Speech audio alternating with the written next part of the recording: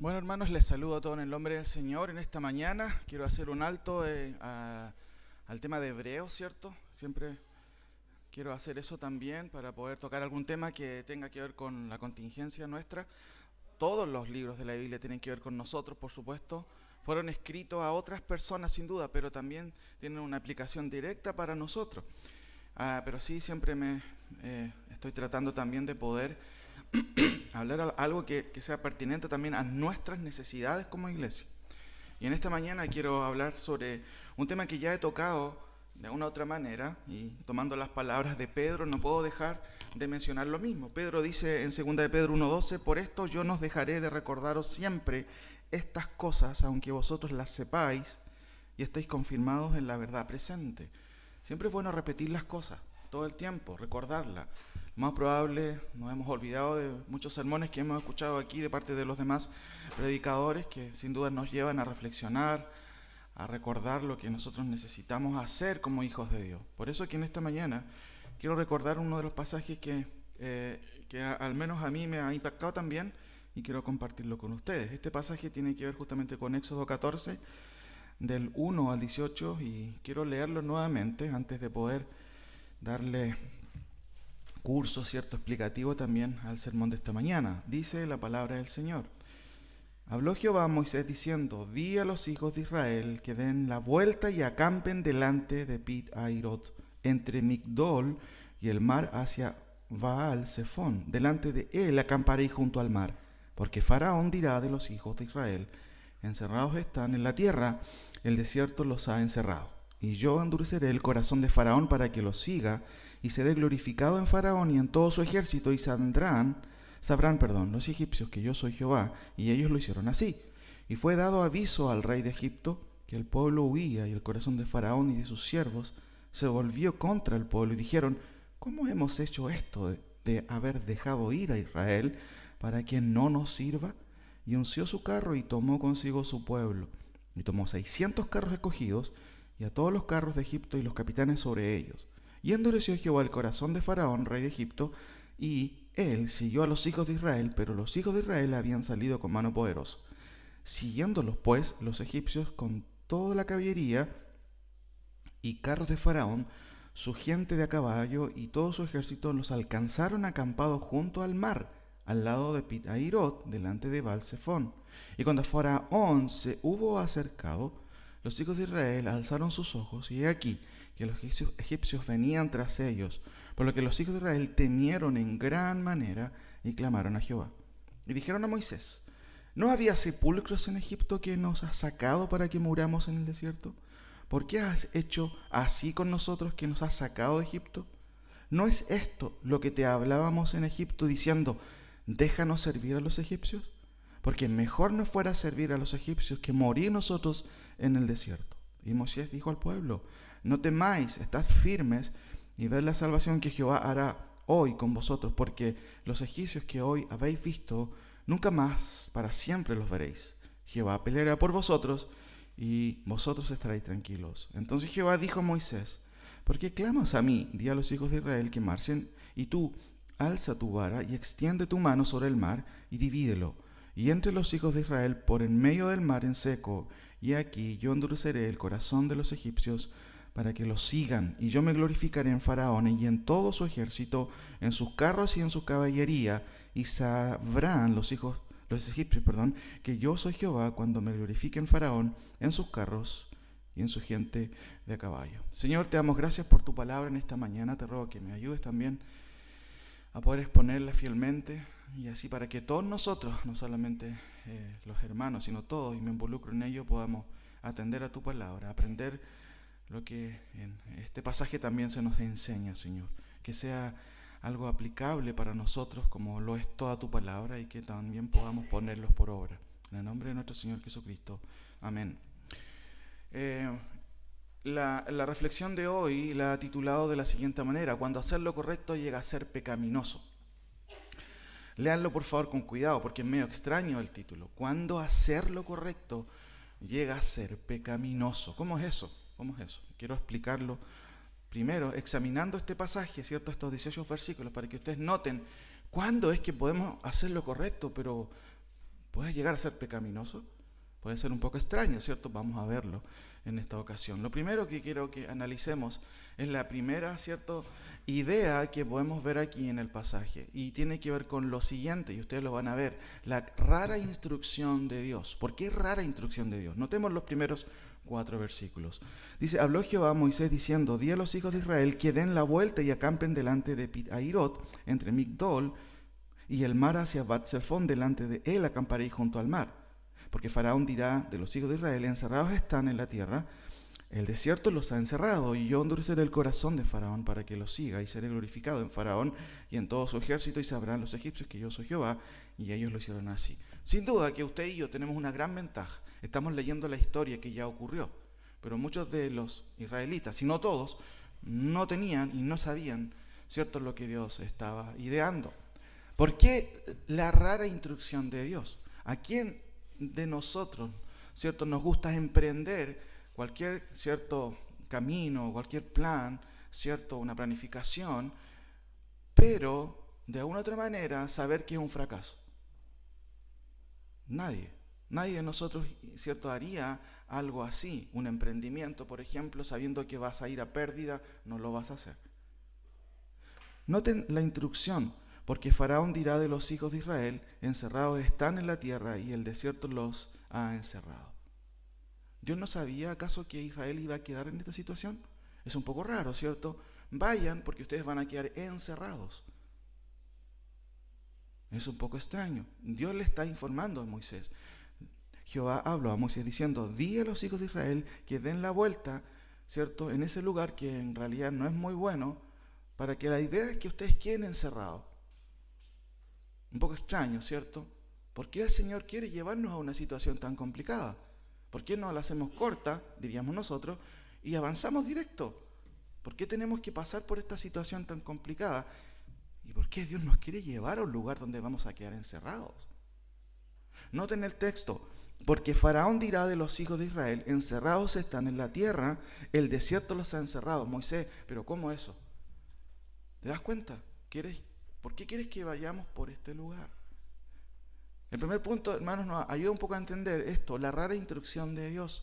¿Por qué razón Dios desea que el pueblo quede encerrado? Sin duda que el versículo 4 es muy decidor y nos ayuda a entender una de las razones. Dice, y yo endureceré el corazón de Faraón para que lo siga, y seré glorificado en Faraón y en todo su ejército, y sabrá a los egipcios que yo soy Jehová, y ellos lo hicieron así. Usted y yo leemos esto ahora. Pero los israelitas no estaban y no tenían, por ejemplo, la escritura, y no tenían idea de muchas cosas que Dios estaba planeando. Sin embargo, en nuestra vida actual, muchas veces nosotros somos llevados por caminos que quizás no hubiéramos elegido. Y nos encontramos con situaciones difíciles en nuestra vida en donde nos hallamos literalmente encerrados. No sabemos qué hacer y tristemente actuamos de la misma manera que el pueblo de Israel. Empezamos a reclamar, empezamos a murmurar y a cuestionar incluso lo que Dios pudiera hacer. La rara instrucción de Dios entonces tiene que ver con esto. Vayan por este camino, van a quedar encerrados.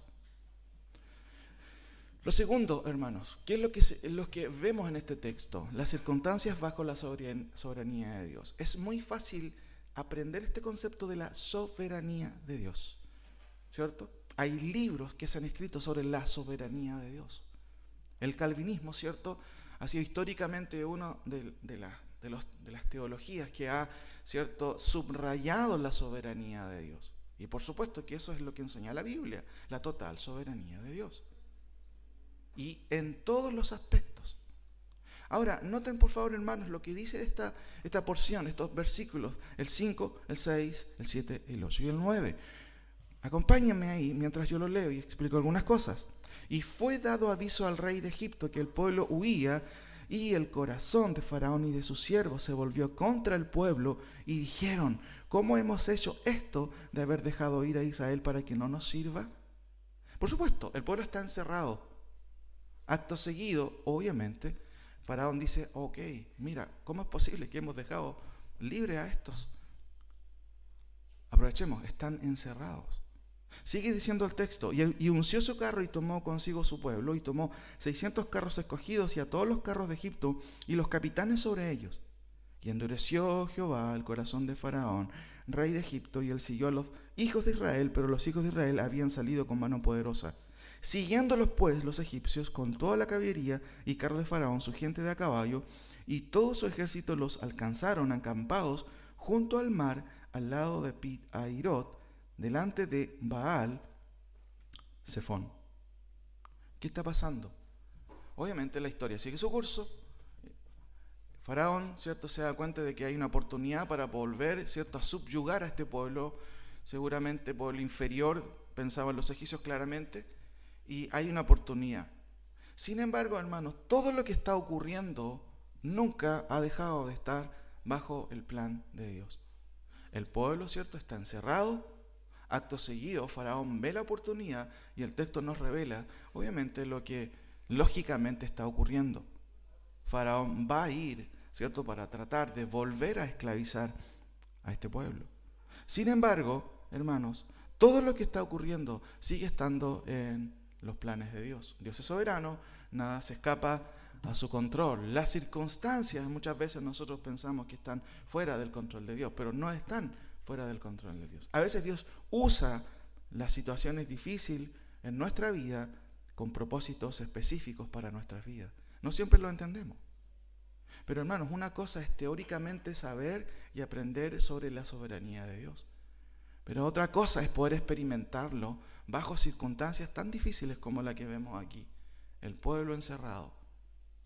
Si ustedes notan los versículos del 10, ¿cierto?, en adelante, por supuesto, la reacción es lógica. Leamos ahí para ver el tercer punto. Y cuando Faraón se hubo acercado, los hijos de Israel alzaron sus ojos, y he aquí que los egipcios venían tras ellos, por lo que los hijos de Israel temieron en gran manera y clamaron a Jehová. La idea de este tercer punto tiene que ver, ¿cierto?, con las quejas del pueblo. Si notamos, ¿cierto?, lo que sigue diciendo el 11 y el 12, por supuesto, nos da un parámetro, digámoslo así, correcto y objetivo de lo que estaba pasando. Por supuesto, si se ven encerrados. Si tras de ellos viene el enemigo, la reacción natural es un gran temor y un clamor al Señor. Noten lo que dice el versículo 11 y 12. Y dijeron a Moisés, y aquí vienen las quejas: ¿no había sepulcro en Egipto que nos has sacado para que muramos en el desierto? ¿Por qué has hecho así con nosotros que nos has sacado de Egipto? ¿No es esto lo que te hablábamos en Egipto, diciendo, déjanos servir a los egipcios? Porque mejor nos fuera servir a los egipcios que morir nosotros en el desierto. ¿Qué está pasando aquí, hermano? Noten la reacción de los israelitas. Viene la desesperación, la angustia, el gran temor, pero también las quejas, las murmuraciones y las querellas, si podemos decirlo de esa manera. Noten lo que dice el punto ahí, las quejas del pueblo. ¿Por qué? Porque claramente son quejas. De hecho, en el versículo 10, cuando dice, por lo que los hijos de Israel temieron en gran manera y clamaron a Jehová, es muy interesante. El término hebreo que se usa ahí, clamar, más bien podría ser traducido por gritar, quizás por un grito desesperado. Quizás cuesta nosotros imaginarnos, hermanos, esta situación, porque nosotros no hemos sido un pueblo, ¿cierto?, a lo mejor que ha tenido problemas políticos, ¿cierto?, o que ha sufrido invasiones. Desde el punto de vista a lo mejor comparativo, no hay ningún parangón en ese sentido. Israel constantemente luchaba por sobrevivir y constantemente, por supuesto, Dios también estaba obrando. Sin embargo, los israelitas tenían muy mala memoria. Todo el tiempo se olvidaban y tenían un corazón quizás no muy recto delante de Dios. ¿Por qué? Cuando tenían conflictos, ¿qué es lo que hacían? Reclamar, quejarse. Una pregunta para nosotros es: ¿qué pasa cuando tenemos circunstancias negativas? ¿Qué es lo primero que sale de nosotros? ¿Acaso a veces no son quejas? ¿No son reclamos? ¿Por qué me está pasando esto a mí? Es triste ver eso, hermanos, en el día de hoy, más aún dentro de la iglesia. Cuando lo que hay en los corazones de las personas es queja, es reclamo, es murmuraciones, todo el tiempo. Y olvidamos que Dios es soberano y aún Dios permite muchas cosas que no entendemos. ¿Qué pasa, hermanos? ¿O qué sigue pasando? Tenemos la rara instrucción de Dios. Hagamos un resumen. ¿Cuál es la rara instrucción de Dios? Moisés lleva a este pueblo para que queden encerrados. Muy extraño. Humanamente hablando, hermano. Nosotros leemos la historia ahora aquí y está registrada en su palabra. Pero desde el punto de vista, cierto, empírico, de la vivencia personal, muchos de ellos no entendieron. ¿Por qué nos llevas para acá, Moisés? Si el camino es por acá, ¿por qué nos llevas por aquí? Acto seguido, llegan los egipcios y por supuesto hay gran temor. Y el temor tiene, por supuesto, aquí en este contexto una explicación concreta. Por supuesto, es este imperio, ¿cierto?, que subyugó a Israel por más de 400 años. Seguramente ellos pensaban, chuta, parece que no nos vamos a poder, ¿cierto?, eximir de este problema. Ahora, la rara instrucción de Dios, ¿cierto?, las circunstancias bajo la soberanía de Dios. Nos cuesta ver eso muchas veces en el texto, pero lo que está diciendo el autor es que aquí claramente hay un hilo, hermanos, conductor en donde Dios es el dueño de las circunstancias. Dios controla todo. Tercer punto, las quejas del pueblo, ¿cierto? Algo natural que usted puede ver en muchos otros pasajes. Cuarto, la teología estática de Moisés. ¿Por qué estática? La palabra estática tiene que ver con algo que es pasivo, que no se mueve. Muchas veces nosotros, ¿cierto?, podemos ver, no sé, los trabajos, muchas veces se habla de trabajadores, ¿cierto?, proactivos y de trabajadores, ¿cierto?, que de una u otra manera hay que andar siempre y constantemente diciéndole lo que tienen que hacer. Si usted tiene alguna empresa, ¿cierto?, un trabajo en donde tiene trabajadores, usted ha entendido este concepto, o este nuevo concepto de proactividad. ¿Quién es proactivo? Alguien que no hay que decirle las cosas, sino que tiene iniciativa propia. Ahora, ¿por qué, hermanos, la teología estática de Moisés? Noten los versículos 13 y 14. Y Moisés dijo al pueblo, no temáis, estad firmes y ved la salvación que Jehová hará hoy con vosotros, porque los egipcios que hoy habéis visto, nunca más para siempre los veréis. Jehová peleará por vosotros y vosotros estaréis tranquilos. Al parecer no hay nada malo en la teología de Moisés. De hecho, no hay nada malo. Nada malo. Él tiene muy claro que esto es otra circunstancia en donde Dios se va a glorificar y Dios los va a salvar. Pero el versículo 15 nos da una pista, hermanos, de por qué podemos al menos sugerir esto, de que la teología de Moisés es un poco estática. ¿Qué dice el versículo 15? Noten. Entonces Jehová dijo a Moisés, ¿por qué clamas a mí? Y déjeme explicarle un poquito más este concepto. La palabra clamar, de hecho, es la misma palabra hebrea que se usa en el versículo 10. Y la palabra correcta o la traducción debería ser gritar. Noten la idea. Entonces Jehová dijo a Moisés, ¿por qué me estás gritando? ¿Por qué estás gritando? Estás desesperado, sin duda, por supuesto. ¿Por qué clamas a mí? ¿Por qué estás gritando? ¿Y cuál es la respuesta del Señor? Noten el consejo que le da. O más que consejo, orden. Noten, entonces Jehová dijo a Moisés, ¿por qué clamas a mí? ¿O por qué sigues clamando? ¿O por qué sigues gritando?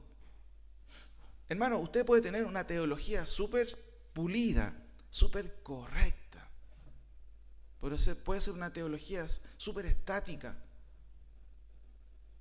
Por eso es que siempre se dice que tenemos que tener cuidado, especialmente iglesias, obviamente como la nuestra, que no son perfectas, pero que tienen un énfasis en la palabra del Señor, en la exposición de la palabra, en que eso sea demasiado estático. Mucha teología, pero poca práctica. Mucha teología, pero nada de vivencia llevada a la práctica. Moisés, por supuesto que tiene claro lo que es la teología. Dios es poderoso, nos va a librar. Pero noten la pista que nos da el versículo 15. Entonces Jehová dijo a Moisés, ¿por qué sigues gritando? ¿Cuál es la instrucción? Di a los hijos de Israel que marchen. Y esto es importante, hermano, porque esto responde un poco a la pregunta, ¿cuando hacer lo correcto llega a ser pecaminoso? ¿Orar es malo? No, por supuesto, es un mandato del Señor. Pero hay veces en que hay que dejar de orar y actuar. Moisés no podía seguir orando. ¿Qué haces clamando, Moisés? Avanza. Muchas veces nosotros oramos por años por ciertas situaciones, pero no hacemos las cosas que Dios nos pide que hagamos y eso nos tiene estancados. Hermano, hacer lo correcto, por supuesto que orar es hacer lo correcto. Debemos clamar al Señor, sin duda. Pero ¿por qué razón, cierto, Moisés hace algo que es correcto y no hace algo que debe hacer? Noten nuevamente el versículo 15. Entonces Jehová dijo a Moisés: ¿por qué sigues gritando? Di a los hijos de Israel que marchen. Justo ahí se pusieron súper espirituales. Empezaron a hacer retiro espiritual, ¿cierto? Se pusieron vuelvo a repetir, muy piadosos en el momento equivocado. Hay que ser piadosos. Hay que orar sin cesar, dice el Nuevo Testamento. Pero hay veces en que tenemos que actuar, hermanos. Como iglesia tenemos varias necesidades. Y una de las formas en que podemos ir paliando esas necesidades es enseñando la palabra del Señor. Y eso requiere actuar. No solamente buena teología, sino actuar. Llevar lo que aprendemos a la práctica. Hermanos, cuando hacer lo correcto llega a ser pecaminoso. Muchas veces, insisto, nosotros podemos hacer cosas que claramente son correctas. Venir a la iglesia es correcto, no debemos dejar de hacerlo. Pero hay otras cosas que debemos hacer y Dios nos pide que podamos hacer. Ahora, déjeme terminar con algunas conclusiones antes de ir al último punto. Cuando hacer lo correcto, ¿cierto?, llega a ser pecaminoso. Déjeme terminar con algunas aplicaciones que nos pueden ayudar a poder entender las cosas desde el punto de vista de Dios. Dios, hermanos, es el director, no el espectador de las circunstancias. En la teología arminiana se dice que Dios vio en el túnel del tiempo que yo iba a aceptar a Cristo y por eso Dios me eligió. Eso es una distorsión de la soberanía de Dios y la teología desde el punto de vista bíblico. No, hermanos. Dios lo único que pudo haber visto en el túnel del tiempo es mi dureza de mi corazón. Eso es lo único que pudo haber visto. Esa teoría pone a Dios como un espectador simplemente. Hermanos, Dios no es espectador, Dios es el director de mi vida y de las cosas que me pasan. Y eso es importante entenderlo. Cuando yo era pequeño o chico, cuando nuestros padres eran pastores en Santiago, yo recuerdo muy bien que en algún momento siempre pensaba que yo era el actor principal del mundo y todo giraba en torno a mí. No sé si le ha pasado eso. Todos los demás eran extras y vivían en función de lo que yo hacía. No sé, ¿de dónde saqué esas ideas? No sé, a veces podemos pensar eso, que yo soy el actor principal de la historia y yo soy el importante. No, hermano. Dios es el actor principal, no usted. Cuesta de repente pensar, chuta, el mundo no gira en torno a mí. Dios es el soberano, no, yo no soy el soberano. Por eso la primera idea que quiero comentarle aquí, como aplicaciones concretas, es que Dios es el director, no un espectador de las circunstancias. Noten lo que dice Deuteronomio 8, si quieren buscarlo, Deuteronomio 8, los versículos 2 y 3. Y esto es teología en el Antiguo Testamento. Muchas veces uno podría decir, claro, el Antiguo Testamento más bien lo que nos relata son aspectos descriptivos de Dios. El Nuevo Testamento resume la doctrina. Podemos equivocarnos en eso. En el Antiguo Testamento hay mucha teología, hermano. Noten lo que dice Deuteronomio 8, 2 y 3, porque es la explicación precisa de lo que acabo de comentarles a ustedes en este pasaje de Éxodo 14. Y te acordarás de todo el camino por donde te ha traído Jehová tu Dios estos 40 años. ¿Esto incluía este encierro? Por supuesto. Dios estaba detrás de eso. Y noten lo que sigue diciendo. Y te acordarás de todo el camino por donde te ha traído Jehová tu Dios estos 40 años en el desierto. ¿Para qué? Nótenlo ahí. ¿Para qué cosa? Para afligirte. ¿Quién aflige, hermano? ¿La circunstancia? ¿Mi jefe en el trabajo que es súper fregado? Noten aquí, ¿quién es el que está llevando todas las cosas? ¿Quién es el que está en control de todo? ¿Quién es el que hizo afligir a Israel, hermano? ¿El faraón acaso? Sin duda que el faraón hizo su parte, pero es Dios que está permitiendo todo esto. Noten, dice, y para afligirte, para probarte. ¿Y qué quiere ver Dios en mí? Noten lo que sigue diciendo el texto, para saber lo que había, ¿dónde? Hermano, Yo los veo a todos ustedes con una aureola ahora, ¿cierto? Y seguramente ustedes también. El pastor ahí está, con su corbata y todo, precioso. Pero hermanos, es la realidad. En los problemas Dios prueba nuestro corazón. Aquí todos somos súper, espirituales y piadosos. Pero en la realidad, en los problemas de la vida, Dios prueba nuestro corazón. Y eso es lo que el Antiguo Testamento nos enseña. Dios prueba a las personas. Y noten lo que dice el texto: para afligirte, para saber lo que había en tu corazón, si habías de guardar o no sus mandamientos. Tengo muchos problemas, no voy a ir a la iglesia. No, es que no puedo, no. Faltas 3, 4 meses a la iglesia. No, es que tú no entiendes mis problemas. Noten por qué Dios hacía esto: para probar a las personas si amaban de verdad a Dios o seguían sus propias ideas. Te afligió, ¿cierto? Para saber lo que había en tu corazón, si habías de guardar o no sus mandamientos. Y te afligió y te hizo tener hambre incluso. ¿Alguien ha pasado hambre aquí, hermano? Quizás es difícil eso, nosotros no. Quizás no hemos pasado por eso. Puede que alguien pase por hambre. ¿Será que eso se escapó de las manos de Dios? Saben que Israel pasó por hambre. No se explica aquí en el contexto que había una mala política, ¿cierto?, en el gobierno, ¿cierto?, o que Moisés ya no daba IFE, ¿cierto? No, simplemente estaba dentro de los planes de Dios. Sigue diciendo el texto: si habías de guardar o no sus mandamientos. Y te afligió y te hizo tener hambre y te sustentó más encima con maná, comida que no conocías tú ni tus padres la habían conocido, para hacerte saber que no solo de pan vivirá el hombre, más de todo lo que sale de la boca de Jehová, ¿cierto? De eso va a vivir el hombre. ¿Y por qué me pasa una y otra vez un chascarro? ¿Por qué? ¿Será que Dios quiere mostrarte por todos los lados que solamente de Él dependes? Pastor, otra vez tengo un problema. No voy a venir más a la iglesia porque tengo muchos problemas. Cuesta tener una cosmovisión, hermanos, teológica de las cosas y de la vida. Pero si usted está aquí sentado, por supuesto que yo no voy a hablarle de humanismo, voy a hablar de Dios, del Dios soberano, de cómo Él maneja nuestra vida. Y Él tiene todo el derecho, si Él desea, de decir: hasta aquí llegaste, Joel, o hasta aquí llegaste.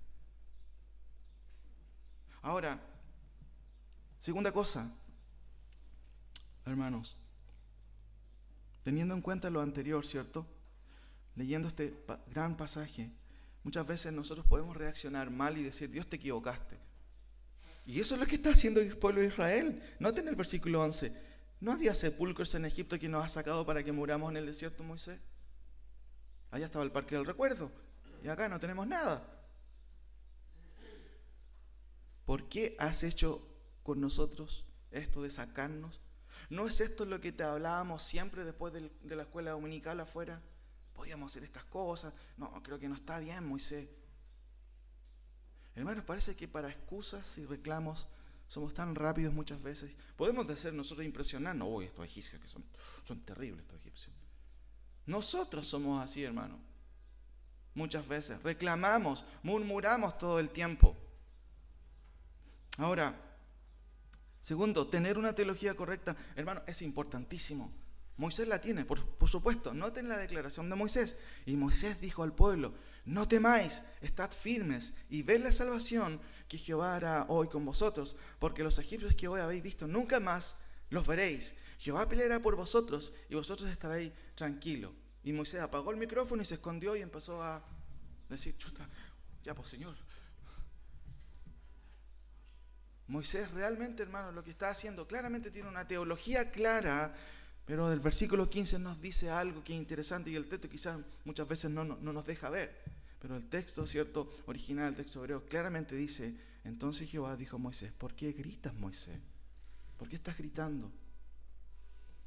Ahora, hermanos, tener una teología correcta es importantísimo. Sin embargo, Dios responde cuando esa teología se hace práctica. Los versículos 13 y 14, Moisés tiene muy claro que Dios los va a salvar de manera milagrosa otra vez. Pero en vez de avanzar, seguía clamando, seguía gritando. ¿Qué haces, Moisés? Orando. ¿Qué haces? Orando. Levántate, avancen. Eso es lo que Dios quiere hacer. Por eso el título es: cuando hacer lo correcto llega a ser pecaminoso. Cuando tenía que avanzar Moisés, se puso a orar. Ahora, hermanos, déjenme hacer una aplicación contextual para nosotros, para nuestro contexto. Orar es un mandato de la Escritura, por supuesto, ya lo dije. Sin embargo, puede llegar a ser pecaminoso cuando seguimos en un estado de pasividad y no marchamos cuando el Señor nos pide que marchemos. ¿En qué sentido podemos hacer algo que es correcto y caer en cierta pecaminosidad? Déjenme hacer algo contextual aquí. Pastor, mi hijo está rebelde, no sabe qué hacer, hemos orado y no pasa nada. Algunas cosas que usted tiene que tener claro, hermanos, para que comprenda que usted es el que debe marchar y el que debe avanzar. Primero, voy a parafrasear Deuteronomio 8 de otra manera. Y te acordarás que te di un hijo que se cree más sabio que ti, que constantemente tiene ideas brillantes de cómo deberían ser las cosas. ¿Le ha pasado o no? Bueno, te lo di para afligirte, para probarte, para saber lo que había en tu corazón, si habías de guardar mis mandamientos, o simplemente si cederías a los caprichos de tu hijo. Hermanos, siempre no me deja de sorprender muchas veces la manera en que nosotros actuamos frente a nuestras situaciones personales, muchas veces a cómo nosotros abordamos ciertas cuestiones. Y específicamente me refiero muchas veces a la actitud, muchas veces de los padres, de los hijos de nuestra iglesia. ¿Cómo es la actitud de nuestros hermanos? Muchas veces lo que observo es que los padres prefieren honrar a sus hijos y no a Dios. Déjeme explicarle esto con algunas cosas con las cuales quiero terminar. Hermanos, Dios premia nuestra obediencia, nos decía el hermano Juan en una de sus predicaciones. Vuelvo a repetirlo. Dios premia nuestra obediencia, no nuestra desobediencia. ¿Y qué quiere decir, hermanos, con esto? ¿Está usted involucrado en la educación espiritual de sus hijos? ¿Saben por qué se los digo, hermano? Es porque el responsable número uno de la educación espiritual de sus hijos no es el pastor ni los ancianos de la iglesia. ¿Saben quién es? Cada uno de ustedes. Y déjenme hacer una aplicación concreta. Todos los sábados vamos a tener jóvenes en el día de hoy. Ayer quería explicar un tema que es muy necesario para los chicos que tiene que ver con el noviazgo, desde el punto de vista bíblico, por supuesto. Y en algún momento se los comenté y se los vuelvo a preguntar. ¿Usted está involucrado en la educación de sus hijos? Déjeme ser más explicativo todavía. Usted, hermano, como padre o como madre, debería estar involucrado en la educación de sus hijos, porque usted es el responsable número uno de llevar a sus hijos a los pies de Cristo. Por eso que yo les invito a ustedes a ser parte del trabajo que nosotros hacemos simplemente de manera complementaria con sus hijos. Si sus hijos vienen un día sábado, venga con él, acompáñenlo, sea parte de esa formación, no sea un accesorio. De hecho, usted es el actor principal de la educación espiritual de sus hijos. Por eso, mis queridos hermanos, a mí me gustaría personalmente hablando, ¿cierto? Y creo que hablamos en conjunto con los ancianos. Me gustaría ver a usted aquí los sábados. Y también, por supuesto, al resto del liderazgo. Que los chicos vean, ok, así es una iglesia, así es una familia cristiana. Ya entiendo. Ah, estos son los líderes. ¡Ay, qué bueno! Ah, así es una mamá cristiana. ¿Qué pasa si hay niños que no tienen un padre o una madre? Que vean en esta iglesia cuál es el modelo. Ok, esta es una familia cristiana. Este es un padre cristiano. Ah, así es una mamá cristiana. Por eso, mi hermano, yo le invito a que sea parte de la educación de sus hijos y no pase el tiempo y usted diga, pastor, mi hijo está rebelde y estoy orando todo el tiempo y no pasa nada. Hermanos, ¿cuál es la idea? Vuelvo a repetir una frase que me gustó mucho. Dios premia nuestra obediencia. ¿Qué es lo que tiene que hacer usted? Usted no tiene que decir, dejo a mi hijo acá y me voy porque acá lo van a instruir. Y usted se limpia las manos. No, hermano. Nosotros lo que hacemos simplemente es complementar lo que usted hace. No sé si se dieron cuenta, pero en las clases de los niños abajo, las profesoras tienen precioso manual en donde ellos estudian la palabra del Señor y saben cuál es el otro manual. El manual para los padres, para que lunes, martes, miércoles, jueves y viernes recuerden lo que ellos aprenden un día a la semana y lo que usted va a hacer en la semana con sus hijos. Hermanos, no crea, y esto es un concepto súper equivocado, de que la iglesia tiene que educar a mi hijo espiritualmente hablando. No, usted es el responsable. Hermanos, nosotros podemos estar estancados de la misma forma que el pueblo de Israel en este sentido. No, es que tengo que orar por mi hijo que está rebelde. No, usted lo que tiene que hacer es actuar, es involucrarse en la educación de sus hijos. Tiene que instruir, tiene que corregir a sus hijos, tiene que disciplinarlos. Muchas veces, hermanos, vemos a veces tremendos, ¿cierto?, escenas de nuestros hijos de rebeldía, y muchas veces nuestra pasividad, hermano, llega a ser tan pecaminosa. No, es que es muy chiquitito. Hermanos queridos, orar es algo necesario, venir al culto es algo necesario, y por supuesto, traer a nuestros hijos, aunque a ellos no les guste. Tenemos que hacerlo, esa es nuestra responsabilidad. Sin embargo, hermanos, Dios nos da instrucciones concretas para avanzar. Si su hijo es aún pequeño y tiene cierta rebeldía, hermanos, no pida oración. Aplique lo que dice la Escritura, instrucción. Si necesita darle un par de palmaditas, el niño no se va a morir.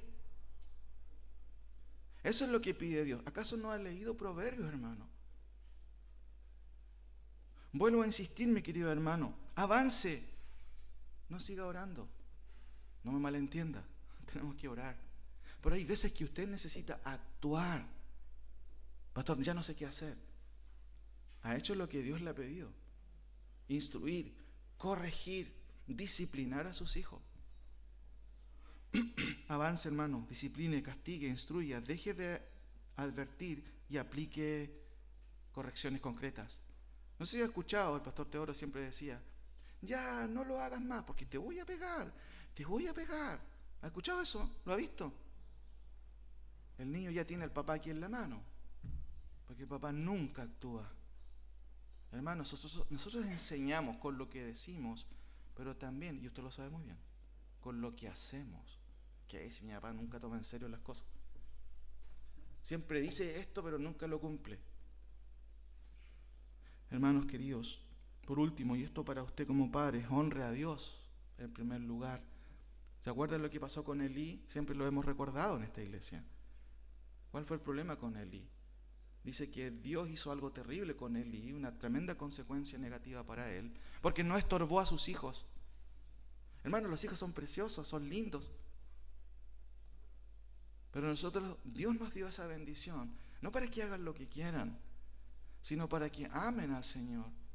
Pero eso va a depender de lo que usted haga y de lo que debe hacer de acuerdo a lo que Dios le ha mandado. Priorice a Dios en su vida, ¿cierto? No entiendo qué hacer, ¿cierto? O, de hecho, personalmente no entiendo muchas veces qué hacen los hermanos en otro lugar y no vienen muchas veces ni el jueves, ni el sábado, ni el domingo, cuando tienen que estar aquí con sus hijos. Hermano, es triste ver eso con los años y con el tiempo, cuando después los padres dicen, pastor, necesito que ore por mi hijo. ¿Qué pasó con tu hijo? No quiere nada con el Señor. He visto hijos de pastores en estas circunstancias, hermano. Por último, hermanos, noten lo que dice el final acá, Éxodo 14. Quedémonos con este versículo. Entonces Jehová dijo, ¿por qué claman a mí, iglesia de Pitrufquén? Avancen, hermanos. No es un sermón para que deje de orar. Ore al Señor, ore. Pero hay cosas que usted debe hacer y eso implica acciones. Yo hice una aplicación concreta con respecto a nuestros hijos, porque es una necesidad que tenemos nosotros en nuestra iglesia. Tenemos otras necesidades que vamos a estar hablando, pero es una necesidad que tenemos como iglesia. Marche, no se quede estancado, avance, haga lo que Dios dice en su palabra. Oremos. Señor, te doy gracias porque tú nos puedes ayudar y de hecho nos ayudas mucho.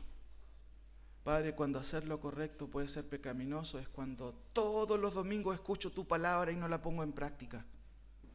¿Cuántas veces hemos escuchado no dejando de congregarnos, pero prefiero a veces quedarme durmiendo o ir a un asado cuando puedo hacerlo el viernes, el sábado?